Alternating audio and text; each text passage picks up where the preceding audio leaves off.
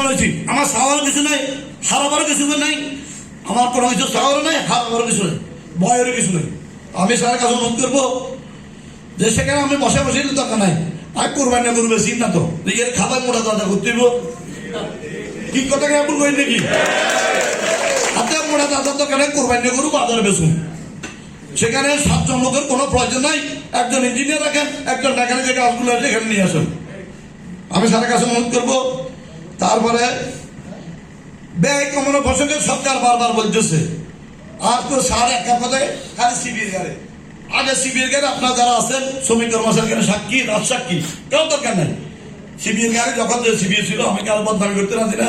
সিবির গাড়ি শুক্রবার শনিবার বন্ধ নাই, রোজার ঈদ নাই, কোরবানির ঈদ নাই, প্রতিদিন চলছে।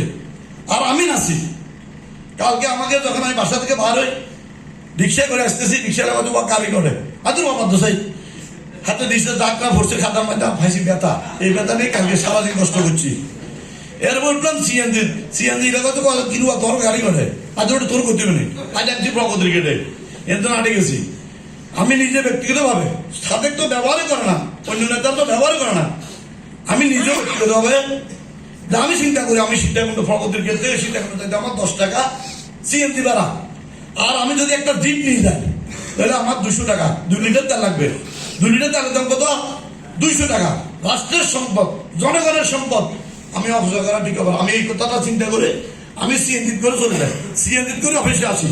তো আমি স্যারের কাছে অনুরোধ করবো ব্যয় কমানোর কথা বলে খালি প্রগতির যারা জীবনে টানা এগুলো হবে না। আমাদের ব্যয় কমানোর জন্য যেখানে যাই করা দরকার আমাদের করতে হবে।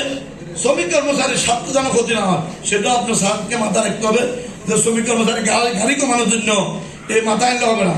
যেখানে ব্যয় যাই কমানোর দরকার আমি স্যারের কাছে অনুরোধ করবো ব্যয় কমানোর জন্য। আমি আর বক্তব্য দীর্ঘায়িত করবো না, এখানে অনেক সময় নষ্ট করেছি।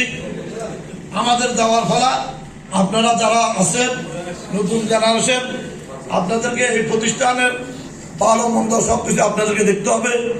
আমি স্যারের কাছে বিনীতভাবে অনুরোধ করবো, আমি যে কথাগুলো বলেছি স্যার অত্যন্ত মনোযোগ দিয়ে শুনেছেন। আর অ্যাকাউন্টসের কথা বলে পারবে না, ওনাদের মাথার ভিতরে হিসেব ঢুকে গেছে।